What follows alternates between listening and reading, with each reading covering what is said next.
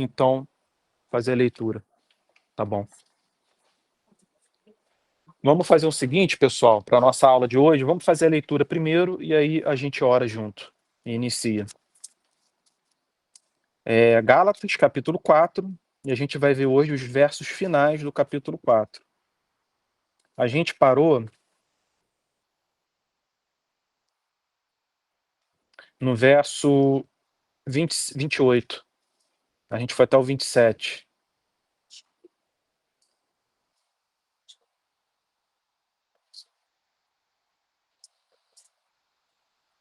Então vamos seguir a partir do verso 28.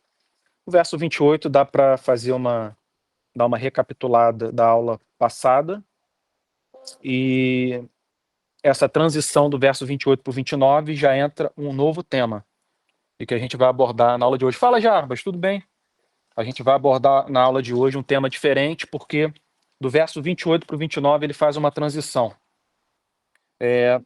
Mas vamos então para a leitura, verso 28 ao 31. Gálatas 4, verso 28 ao verso 31.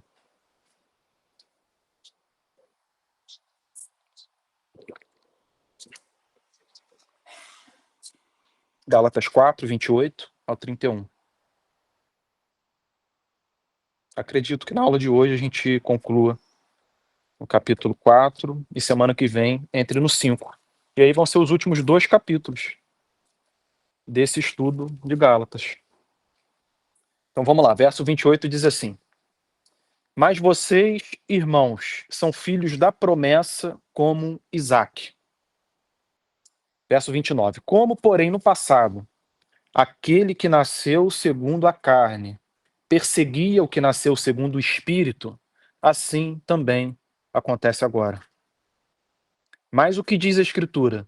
Ela diz: mande embora a escrava e seu filho, porque de modo nenhum o filho da escrava será herdeiro como o filho da mulher livre.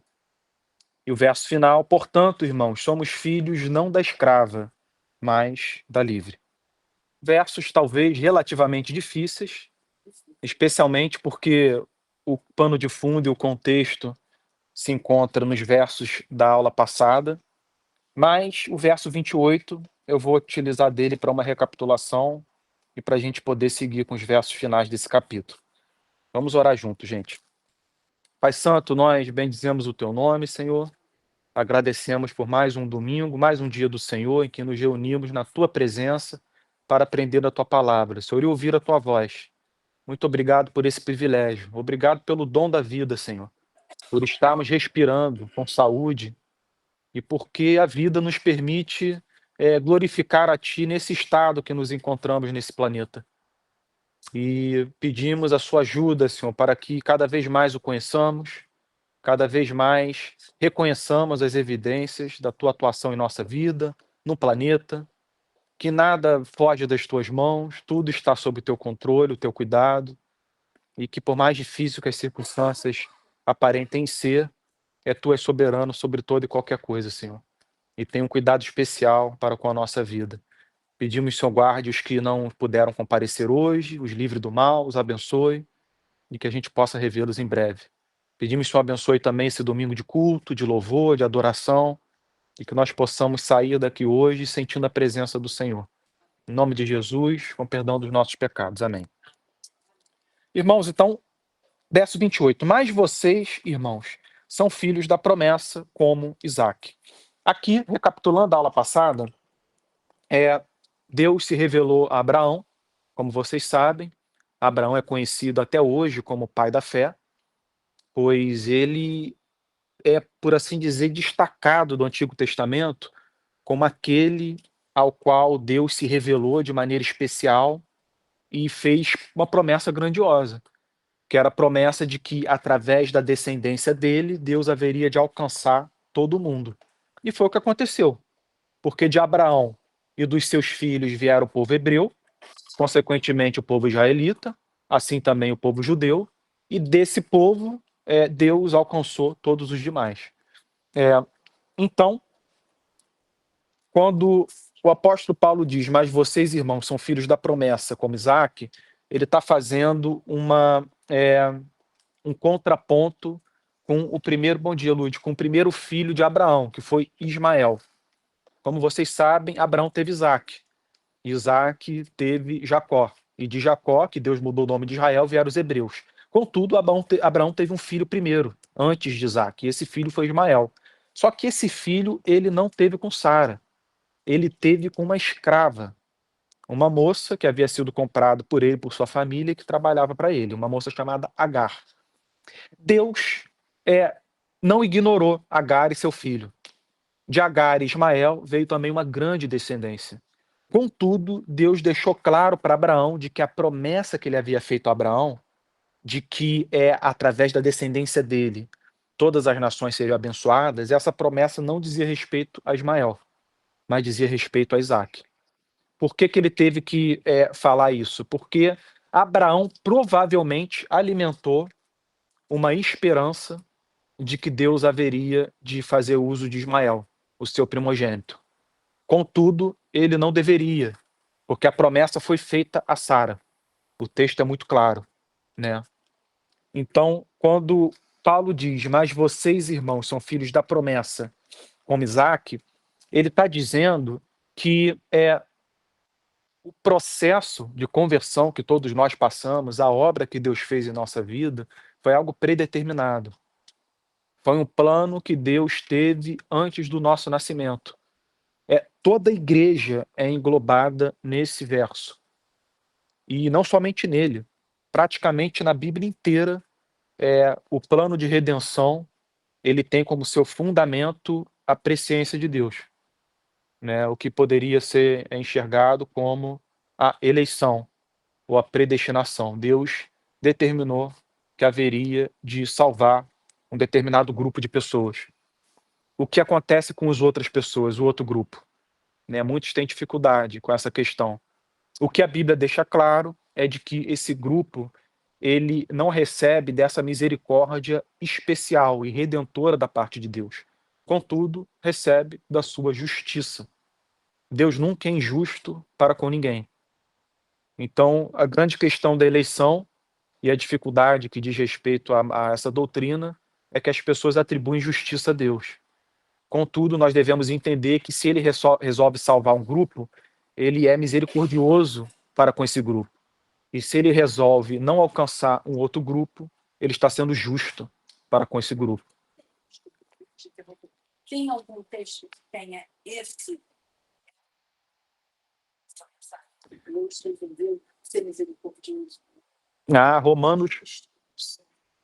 Romanos 9, né, é o capítulo clássico da eleição. Né? Eu poderia lê-lo aqui, mas ele é um pouco extenso. Do 9, tem 3 capítulos clássicos em Romanos que tratam da eleição, Romanos 9, 10 e 11, e tem o capítulo 17 de João, que é a oração de Jesus. Eu acho que esses 4 capítulos, Romanos 10, 9, 10 e 11, e João, capítulo 17, eles são 4 capítulos que a doutrina fundamental ali é a eleição e a predestinação. 9, 10 e 11 e João, capítulo 17. Por que eu menciono João? Porque muita gente atribui a doutrina da eleição a Paulo, né? E acaba sendo excessivamente crítico com relação ao apóstolo Paulo. Contudo, quem mais falou sobre a eleição foi Cristo. Né? Uma análise assim cuidadosa dos evangelhos, você percebe isso. Isso, Romanos 9, 10 e 11 e João capítulo 17. E por que eu menciono João 17? Porque João 17 é um capítulo, é a oração que Jesus faz, uma das orações mais especiais.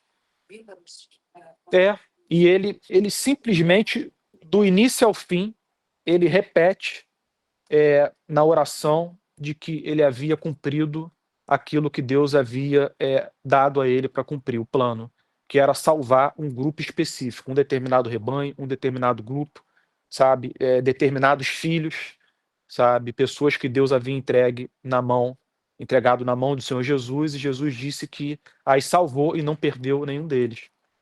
Então, assim, é um capítulo clássico, né?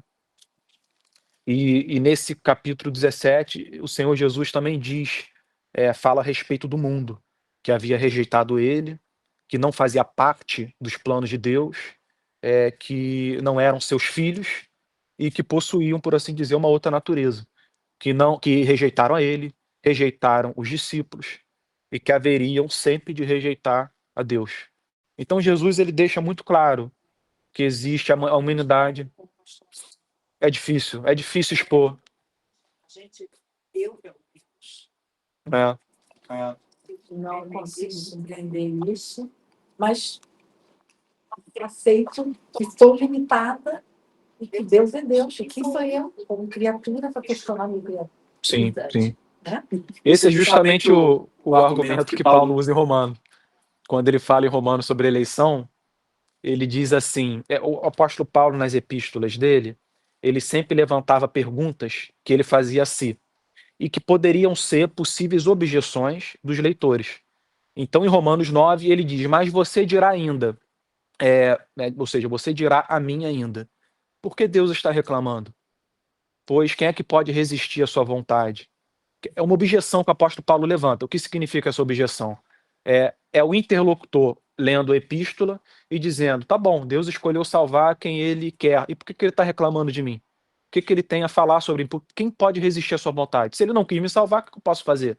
Aí Paulo vai e responde essa objeção fantástica. Ele diz, mas quem é tu, és tu, ó homem, para reclamares com Deus?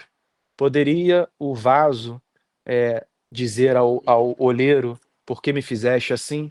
Então, é como se Paulo estabelecesse nessa declaração o limite final da discussão. Porque a gente não somente não tem a capacidade, o conhecimento para entender por que Deus faz o que faz. A gente não tem o direito. E o ser humano ele se recusa a não ter o direito das coisas. Ele quer ter o direito. Que é fácil. Não é fácil. Lá isso. Não é fácil. Não é. Eu compreendo bastante as pessoas que precisam de Sim. Eu tenho essa dificuldade. Sim. Agora, me coloco na minha condição de criatura submissa e me Deus. Uhum. Louvo a Ele por ter sido contemplado por essa grande salvação. Eu não mereço. Sim. Olho para trás e faço que eu Pois é. me sinto a pior das piores. Sim. Né? Eu acho que. E vejo uma graça assim, que me encanta. Sim. Então, eu acho que a gente tem que se apropriar, se alegrar, né? Se a razão da nossa vida, a razão da nossa vida, ter sido contemplado, alcançado por isso. Você está falando aqui, agora estou aqui refletindo aqui uma coisa engraçada, né? Filhos da carne, né? Porque você veja, né? Veio a queda. Todos aqueles que nasceram posterior à queda foram filhos da carne. É isso? Foi o quê? Todos que nasceram posterior à queda são filhos da carne, não é isso? Na verdade, a queda veio com Adão e Eva, né? Não, isso que eu estou falando. Ninguém. Não, porque você veja tudo que Deus veio fazendo posterior à queda. Né? Veio o dilúvio, aí começou com Abraão. Né? E agora eu entendo o que ele está falando. Ismael, que é o filho da carne, e a Isaac, o filho da promessa. Porque é complicado. Concordo com você. Você entender isso é uma equação que nunca vai dar um resultado exato. Mas quando você olha para o alto, você começa a ler a escritura, você começa a entender. Você começa a ver a grandiosidade de Deus, o plano dele, para poder resolver o problema da queda. Sim. Porque não é fácil. Eu estava vindo para cá aqui andando, aí eu vi duas pessoas dormindo no chão. Eu falei, o que está acontecendo? Uma estava tossindo. Eu falei, aqui tem uma igreja universal de Deus ali, né? Não estou criticando a igreja, não. Quantas igrejas, como é que tem pessoas dormindo no chão? Como é que eu vou resolver isso? Sim. Por que não sou eu que estou ali dormindo? É. Entendeu? Como é que eu estou aqui hoje? Eu não sei. Eu acho que esse É complicado você entender isso. Eu acho que o X da questão é você trazer, é você poder compreender que não há nada em você que possa ter atraído a afeição especial de Deus. Porque quando a pessoa não tem essa compreensão, quando ela se sente digna do amor, ela tem muita facilidade em se colocar nessa posição de filho querido e num dualismo, né, numa inimizade com aqueles que não foram escolhidos. E ela realmente se sente a escolhida, está contente por isso e tem uma grande rivalidade com quem não foi. O problema é que o cristão verdadeiro, ele se sente não merecedor. Aquela parábola que Jesus contou do fariseu e do publicano. O publicano, ele dizia: Senhor, ser propício a mim, pecador. E o fariseu estava feliz da vida por não ser o publicano. Então, ponto. O outro que é salvo. Pois é, o outro é que era salvo. A história do Senhor Jesus, né, a parábola, explica isso. E eu acho que essa compreensão, ela é uma das mais importantes, porque você pode não compreender bem a eleição, sabe? E assumir que tem dificuldades com ela. Mas se você entende que o amor de Deus por você não é uma dívida e que é uma coisa apesar de você, você vai ter muito mais facilidade de dizer: olha, esse assunto é demais para mim, eu não entendo porque ele derramou da sua graça sobre a minha vida. Né, eu poderia comparar minha vida com a dos meus amigos de praia, que eu cresci em Taquatiara, a maioria está na mesma. Ninguém mudou. Eu poderia citar numa mão, com 5 dedos, as pessoas que Deus alcançou. E outros 100, 200 que eu conheço e que se encontram na mesma situação de vida. Aí eu pergunto: por quê? Eu não sei. A resposta que a Bíblia dá é: ele te amou, sabe? Com esse amor especial e redentor, né? Mas, Sabe, eu tenho uns amigos que me criticam, falam assim: caramba, você enche o saco de falar de Jesus? Eu falei: cara, eu sei quem eu era. Eu sei, mas você sempre se esquece esse assunto. Eu falei: cara, eu sei quem eu era. Então, o que está acontecendo é o contrário. Você que exalta está sendo rejeitado o tempo todo. A verdade é essa. Nós vamos viver uma situação que a gente vai ser proibido de abrir a boca. É porque o pecado rejeita, né? As trevas rejeitam. Você vai ser proibido de ser quem você é. Uhum. E você vai ter que ter muita coragem de dizer que você é cristão. uhum, É coragem mesmo, porque o nego vai te rejeitar. eu acho que Vai haver essa rejeição. Sim, mas está ficando mais grave. Porém, nós não conseguiremos deixar de quem somos, ser quem somos. Porque a obra é dele, né? Não dá, não há mais condição. A gente não tem condição, sabe? É como se a gente estivesse numa porta com tudo da frente e lá atrás nada. Não, na frente. Eu acho que um dos grandes desafios que nós vivemos hoje é continuar professando a fé e dando um testemunho bom, coerente, diferente do que tem sido feito. É um dos maiores desafios. Né? Porque a nossa imagem está muito manchada. Está muito manchada. O nosso país, ele não somente... o nosso país, ele não somente ele é heterogêneo em teologia, as inúmeras denominações, visões de mundo, bom dia, gente, visões e interpretações sobre a Bíblia. O problema não é só as diferentes opiniões teológicas, mas os comportamentos, eles diferem muito, sabe? Você tem gente excêntrica, gente agressiva, você tem gente relativista, você tem gente austera, você tem gente que some, desaparece, vai para o meio do mato, pensando que vai obter alguma coisa lá. Então, assim, é uma coisa muito confusa, profundamente duvidoso também com os comportamentos, né? Então, assim, é a luta pela manifestação do comportamento cristão mais coerente, sabe? Com a vida de Jesus, com o comportamento dele. Essa é a nossa batalha hoje. É dar o bom testemunho. Porque 1/5 da população é composta de evangélicos. 1 em cada 5 pessoas, por assim dizer, que a gente cruza na rua, professa a fé cristã. São 42 a 46 milhões de evangélicos no país. É muita gente. Né? É um país predominantemente evangélico. Né? Então, é difícil. E não por isso o país tem sido mais pacífico, menos corrupto, o que é uma grande contradição. Né? Porque onde a luz de Deus mais se manifestou, teoricamente, era também para a sociedade reproduzir essa luz. Mas no nosso país, não. A luz dele se manifestou e se manifesta no nosso meio, mas o que a gente reproduz é péssimo. Não é compatível com o caráter dele. O que isso mostra? Isso mostra que, no mínimo, pessoas não se converteram, não conhecem a Deus. E elas entram aos montes nesse hype da fé cristã, pensando que Deus é o seu Deus, enquanto vivem, sabe, uma vida oposta à dele, né? Poucos escolhidos. É aquela hipocrisia de Saul, de Judas, de achar que Deus é o seu Deus, enquanto está servindo, né, ao diabo. Porque essa foi a hipocrisia de Saul, várias vezes ele manifestou isso. Ele era deliberadamente um idólatra, pois ele servia outros deuses, e ao mesmo tempo ele dizia que o Senhor era o Deus dele. Aí ele chegou ao ponto de cometer uma bizarrice, que foi desobedecer a ordem que Deus deu através do profeta Samuel, que era o profeta dos tempos de Saul, quando Saul foi guerrear com os amalequitas. Saul desobedeceu Samuel, ou seja, desobedeceu também a instrução de Deus, e depois que Samuel foi confrontá-lo, ele disse: mas como assim? Eu obedeci a Deus. E Samuel disse: é claro que você não obedeceu. Eu falei para você fazer isso e você não fez. Então, assim,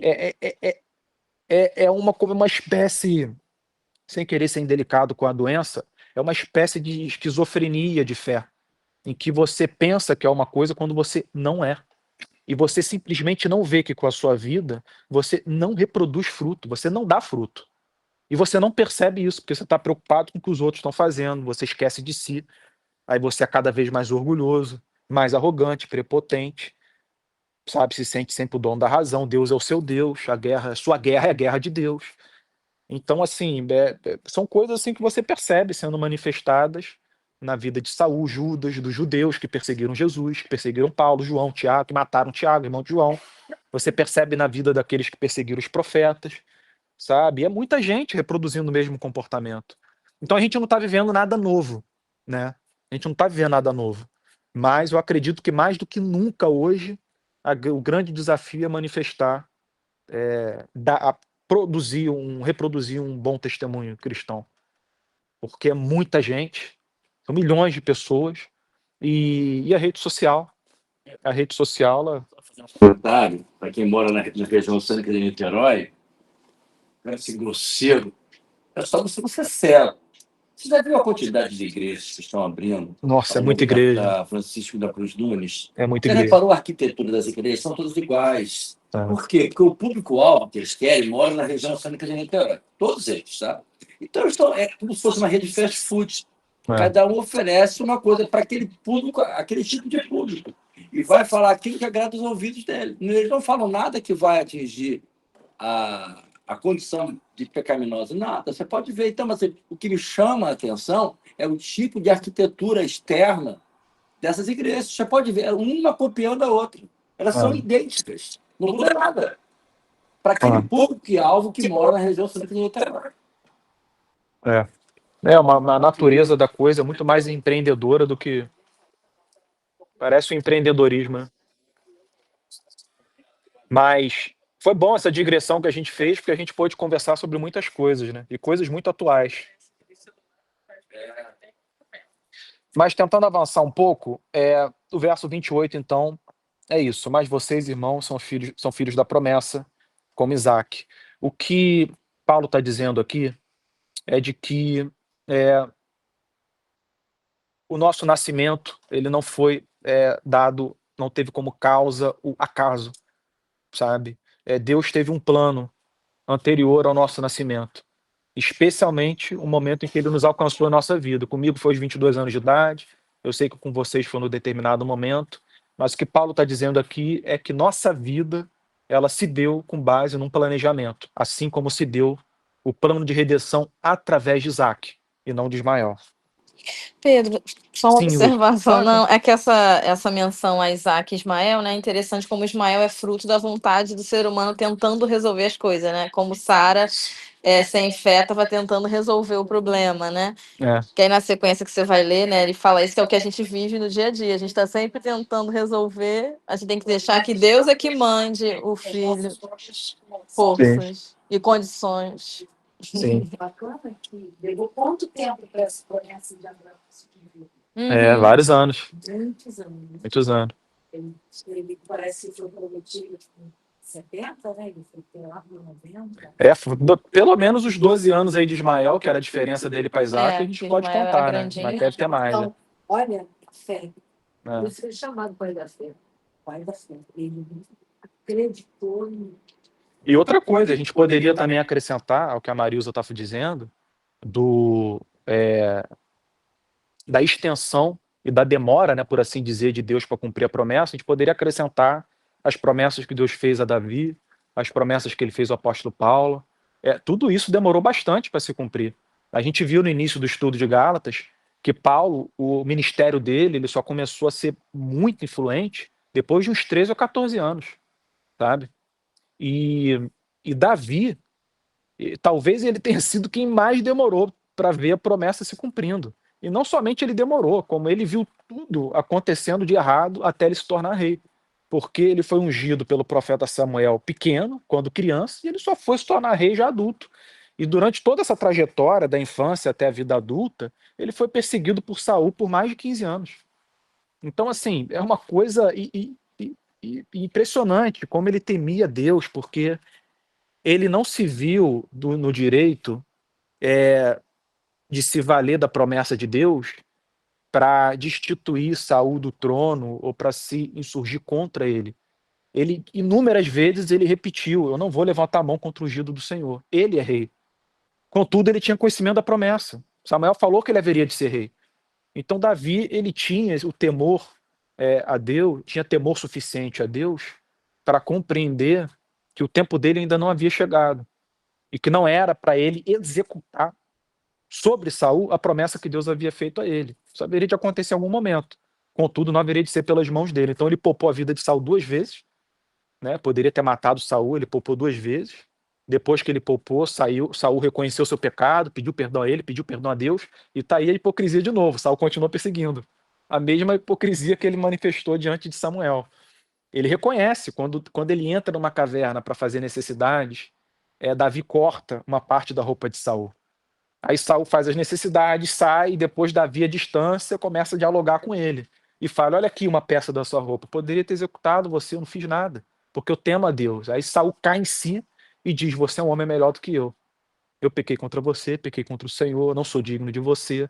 E depois dali teve um período curto de paz. Logo depois ele continuou perseguindo. Então isso é essa, né, perdão por repetir o tema, é essa esquizofrenia de fé, em que você pensa que é uma coisa, enquanto o seu passado está demonstrando o oposto do que você professa, né? E Saul manifestou isso várias vezes, assim como Judas e outros. Dentro disso, é importante a doutrina da perseverança dos crentes. Perseverança dos santos. Mas, gente, o verso 29, eu acho que dá para entrar um pouquinho nele, pelo menos uns 10 minutinhos. Aqui o apóstolo Paulo dá uma virada de chave e ele passa a falar sobre uma das consequências da doutrina da eleição. E isso aqui é bastante sério. A gente não tem tempo para abordar esse assunto hoje, contudo vale a pena eu fazer uma introdução a ele. Olha o que o apóstolo Paulo diz, verso 29. Como, porém, no passado, aquele que nasceu segundo a carne, ou seja, Ismael, perseguia o que nasceu segundo o Espírito, assim também acontece agora. Aqui, o apóstolo Paulo está fazendo uma alusão à provocação e à importunação de Ismael sobre Isaque. Sara viu isso. Ismael provocava, caçoava e humilhava Isaque.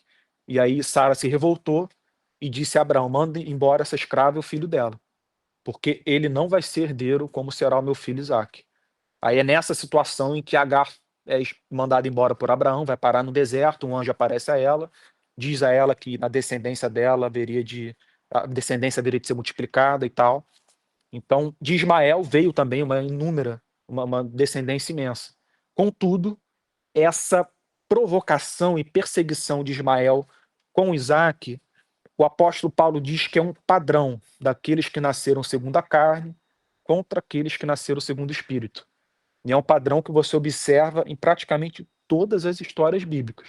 Quando eu mencionei para vocês, por exemplo, a inveja, alguns cultos atrás, eu falei sobre isso, que aqueles que perseguiam os profetas, que perseguiram o Senhor Jesus, os apóstolos, eles eram eles eram motivados pela inveja, essa perseguição. E o apóstolo Paulo está falando sobre a mesma coisa. O que ele está dizendo é que tem um padrão de comportamento daqueles que não se converteram, mas que pensam que se converteram, contra os verdadeiros cristãos. E esse padrão de comportamento é perseguição, provocação e muitas vezes morte, e leva essas pessoas à morte, né? Como a gente pode ver na história bíblica. E aqui o apóstolo Paulo mais uma vez estabelece você tem pessoas que nasceram segundo a carne, ou seja, processo natural, e você tem pessoas que nasceram segundo a vontade de Deus, e que o Espírito Santo conduz a vida delas para um determinado fim.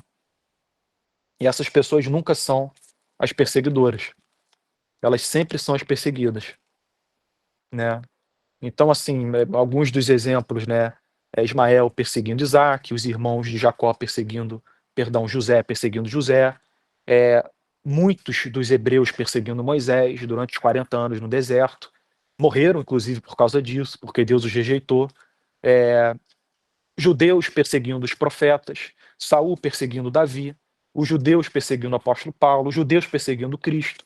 São, assim, são exemplos incontáveis, assim, sabe? A primeira viagem missionária do apóstolo Paulo pelas cidades de Antioquia, Icônio, Listra e Derbe, elas são assim, elas apresentam um relato impressionante de perseguição, porque os judeus de Antioquia, eles foram a pé durante 200 quilômetros até a cidade de Listra, e lá eles conseguiram fazer com que os habitantes apedrejassem Paulo, e Paulo foi deixado nas margens da cidade como se tivesse sido morto.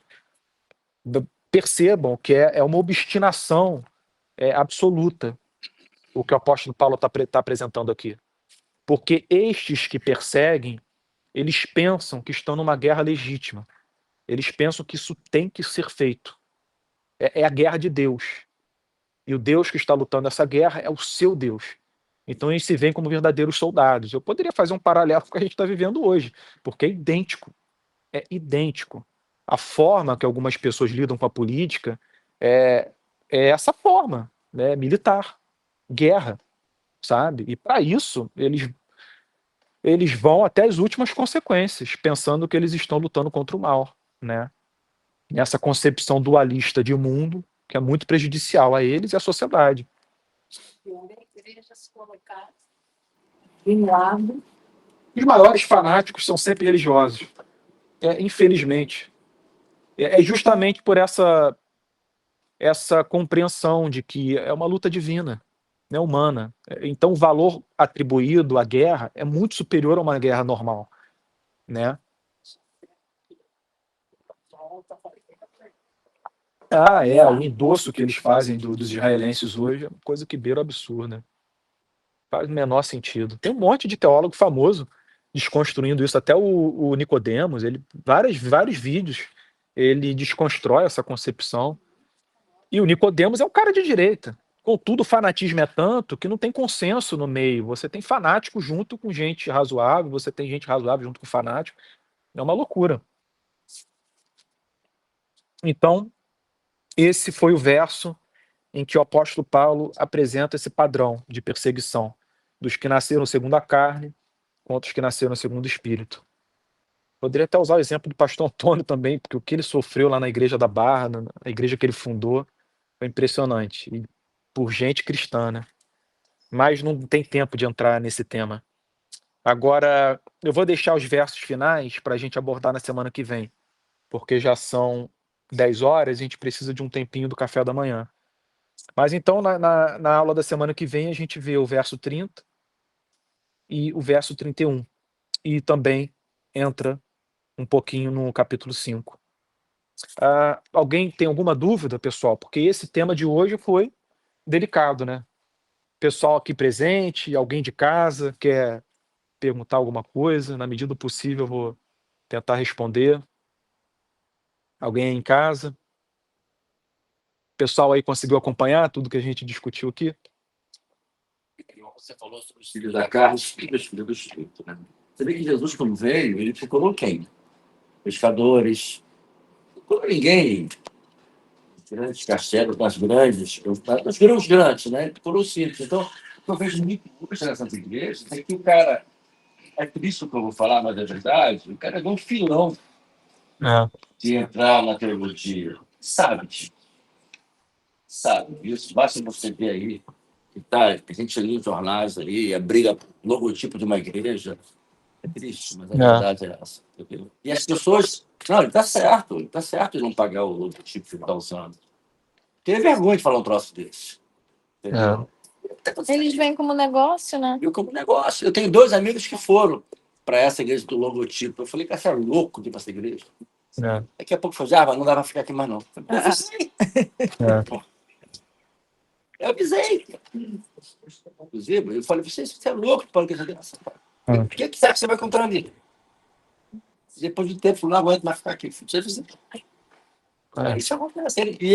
Eles fazem um show ali dentro que às vezes o cara, por exemplo, se você vai num Rock in Rio, por exemplo, é impossível você não ser tocado por aquele show de música, de efeito sonoro. Acontece nas igrejas é a mesma coisa. O cara acha que está vendo Deus, mas ele está sendo incitado por toda aquela parafernália que ele é montado. E o cara acha que viu Deus ali. Na segunda-feira É. o cara passa a ser um homem normal. É. É triste, mas é verdade. Não é É. falar mal, é você ver como as coisas estão acontecendo. Sim, verdade.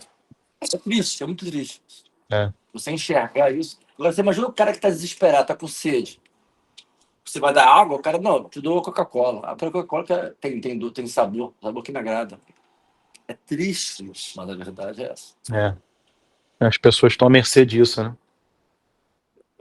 E a maioria das pessoas angustiadas, procurando um sentido, propósito de vida, e encontra esses ministérios que apresentam algo, né? Mas que não vai saciar totalmente. Né?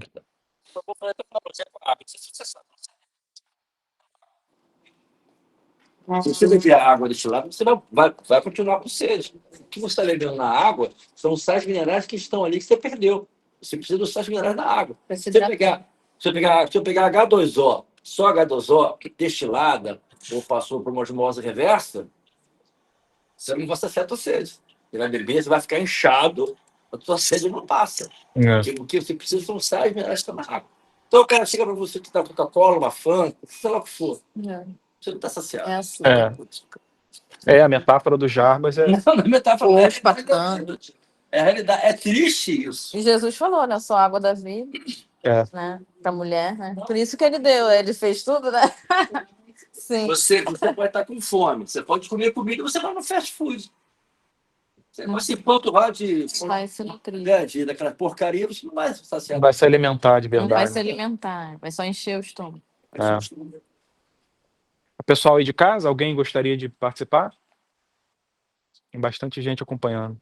Não? Bem, então eu acho que é isso, pessoal. A gente ainda vai abordar um pouco mais desse tema na próxima aula.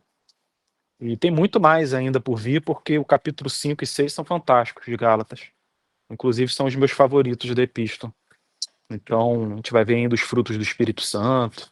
A gente vai chegar na parte prática da epístola, que vai falar sobre a vida, a conduta de vida que a gente deveria ter, e que eu acho que é sempre uma parte muito importante da gente estudar. Mas é isso, eu vou concluir então por aqui a aula. Gostaria de agradecer a presença de todos. Um abraço forte a quem está aqui e não pôde comparecer, o Rafa, o Vitor, a Natália, o Márcio. E a gente se vê semana que vem, se Deus quiser. Tá bom? Obrigado vocês também, pessoal, por terem comparecido. E é isso. Vamos agora aqui para a mesa do café, tomar um café, comer um pãozinho. E um bom culto para vocês.